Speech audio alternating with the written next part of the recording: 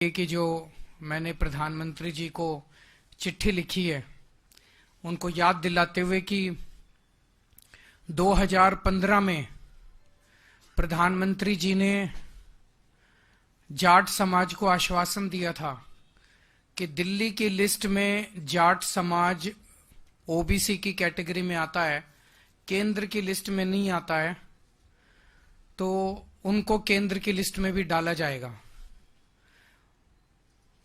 आज इस एक लाइन से आप सब इस इशू को बड़े आराम से समझ सकते हैं कि दिल्ली यूनिवर्सिटी में या दिल्ली यूनिवर्सिटी के किसी भी कॉलेज में राजस्थान के जाट समाज को रिजर्वेशन मिलता है, दिल्ली के जाट समाज को रिजर्वेशन नहीं मिलता।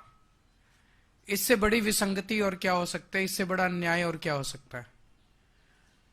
एम्स में, सफदरजंग में, एनडीएमसी में, डीडीए में, केंद्र सरकार के दिल्ली में स्थित सभी संस्थानों में राजस्थान के जाट समाज को रिजर्वेशन मिलता है, लेकिन दिल्ली के जाट समाज को रिजर्वेशन नहीं मिलता। इससे बड़ी विसंगति और क्या हो सकती है। इसे दूर करने के लिए पहले 2015 में प्रधानमंत्री जी ने आश्वासन दिया था जाट समाज को। उसके बाद 2017 में, 2019 में और 2022 में केंद्रीय गृह मंत्री अमित शाह जी ने आश्वासन दिया था। लेकिन ये बड़ी पीड़ा की बात है कि देश के सबसे टॉप के लीडर और नंबर 2 के लीडर दोनों ने आश्वासन दिया, लेकिन दोनों ने अपना आश्वासन पूरा नहीं किया। भारतीय जनता पार्टी वाले मेरे को खूब गालियां देते रहते हैं। मेरे उनसे निवेदन है कि गालियां को तो देते रहो, मुझे कोई दिक्कत नहीं, आप खूब गालियां दो, बस इसका जवाब दे दो कि जाट समाज का जो दिल्ली की ओबीसी लिस्ट में है उसको केंद्र की ओबीसी लिस्ट में कब डालोगे। प्रधानमंत्री जी इस चुनाव के दौरान समय समय पे दिल्ली आएंगे, दिल्ली आके वो भाषण देंगे। इस बात का जवाब दे दें कि जो उन्होंने 2015 में आश्वासन दिया था और जो उनके गृह मंत्री ने 2017, 2019 और 2022 में आश्वासन दिया था, वो जाट समाज को, दिल्ली के जाट समाज को केंद्र की ओबीसी लिस्ट में कब डालेंगे, ये बता दें। दूसरा, आज हम इलेक्शन कमीशन जा रहे हैं। हम लोग 3 बजे इलेक्शन कमीशन जाएंगे। मैं जाऊंगा, अतिशी जी जाएंगी, भगवंत मान जी जाएंगे, संजय सिंह जी जाएंगे और राघव चड्डा जी जाएंगे। 2 मुद्दे हैं। अवध कुमार ओझा जी हमारे पटपड़गंज से कैंडिडेट हैं। उनका वोट ग्रेटर नोएडा में बना हुआ था। उन्होंने दिल्ली में वोट बनवाने के लिए 26 दिसंबर को फॉर्म 6 भर दिया, आवेदन दे दिया। उन्हें वहां से कोई जवाब नहीं आया। किसी ने उन्होंने कहा कि चूंकि आपका ग्रेटर नोएडा में वोट बना हुआ है तो आपको फॉर्म 6 नहीं फॉर्म 8 भरना पड़ेगा ट्रांसफर के लिए। तो उन्होंने 7 जनवरी को फॉर्म 8 भर दिया। कानून के मुताबिक 7 जनवरी लास्ट डेट थी फॉर्म 8 भरने की। इलेक्शन कमीशन के मैनुअल ये कहते हैं कि आखिरी डेट ऑफ नॉमिनेशन से 10 दिन पहले तक फॉर्म 6, फॉर्म 8, फॉर्म 7 भरे जा सकते हैं।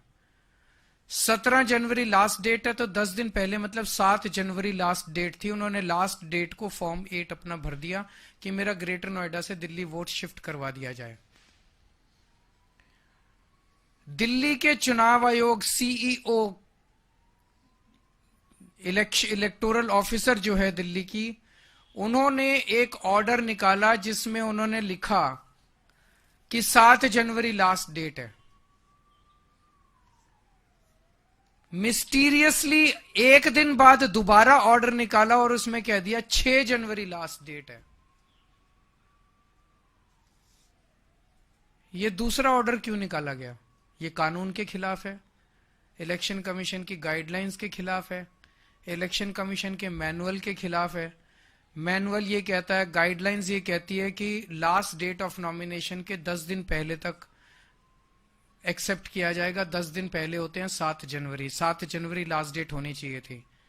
चीफ इलेक्टोरल ऑफिसर ने भी ऑर्डर निकाला था 7 जनवरी लास्ट डेट होगी। फिर अचानक से ऐसा प्रतीत होता है कि पीठ पीछे कुछ हुआ है। फिर अचानक से ये ऑर्डर आ जाता है कि 7 जनवरी नहीं 6 जनवरी लास्ट डेट मानी जाएगी। 24 घंटे के अंदर ऑर्डर पलट दिया जाता है। तो क्या इसे अवध ओझा को डिबार करने के लिए जानबूझ के ये ऑर्डर निकाला गया है?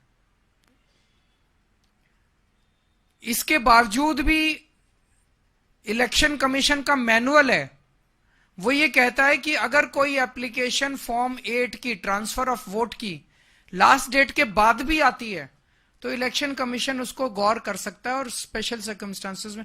हमारा तो एक कैंडिडेट के कैंडिडेचर का सवाल है, वो कैंडिडेट पटपड़गंज से चुनाव लड़ पाएगा कि नहीं लड़ पाए, इसी पे, और कोई गड़बड़ नहीं है। ग्रेटर नोएडा से इधर शिफ्ट होना है। तो आज हम चीफ इलेक्शन कमीशन से मिलेंगे और उनसे ये निवेदन करेंगे कि अवध ओझा का ट्रांसफर करवाया जाए ताकि वो अपना चुनाव नॉमिनेशन पेपर्स फाइल कर सके। और दोबारा दूसरी मुद्दा है जो अभी 2-3 दिन पहले संजय सिंह जी ने उठाया था कि नई दिल्ली विधानसभा के अंदर भारतीय जनता पार्टी के कई सारे, परवेश Verma ji, Kamal Sandesh ji, CP Joshi ji, Kamlesh Paswan ji, Pankaj Chaudhary ji, Jayprakash ji, Revati Tripura ji, BJP MLA MP from Purulia Singh Mahato, Jyotirmay Singh Mahato ji, sir कई इनके बीजेपी की एमपीज के घर से 30-30, 40-40, 20-20 वोट, नए वोट बनने के लिए एप्लीकेशंस गई हुई हैं। ये बड़ा मिस्टीरियस है। मुझे एक पत्रकार ने बताया कि उन्होंने लोकल डीएम से पूछा, local DM district electoral officer होता है, उस लोकल डीएम से पूछा कि आप इसका क्या कर रहे हैं। तो मेरे को उस पत्रकार ने बताया कि लोकल डीएम का जवाब था कि भाई साहब एमपीज के घर में माली भी होते हैं, नौकर भी होते हैं, फलाना भी, तो इसका मतलब डीएम मन बना चुका है कि इस खेल में डीएम भी शामिल है। ये लोग अपने इन घरों में, परवेश वर्मा जी इस घर में 10 साल 11 साल से रह रहे हैं, 11 साल से रह रहे हैं। 8 महीने पहले तो 11 साल से वो बिना माली के, बिना नौकर के, बिना रसोइये के, बिना उसके काम चला रहे थे।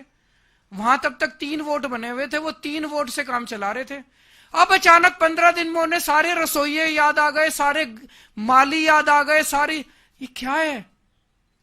इलेक्शन कमीशन भी मिला हुआ है, बीजेपी भी मिली हुई है, सांसदों के घरों से 30-30, 40-40 वोट अगर 10 दिन 15 दिन पहले बनने चालू हो जाएंगे और डीएम, लोकल डीएम जो है पत्रकारों को उसकी जस्टिफिकेशन देगा, तो चुनाव की प्रक्रिया में सैंक्टिटी कहां बच गई? फिर चुनाव करा क्यों रहे हो?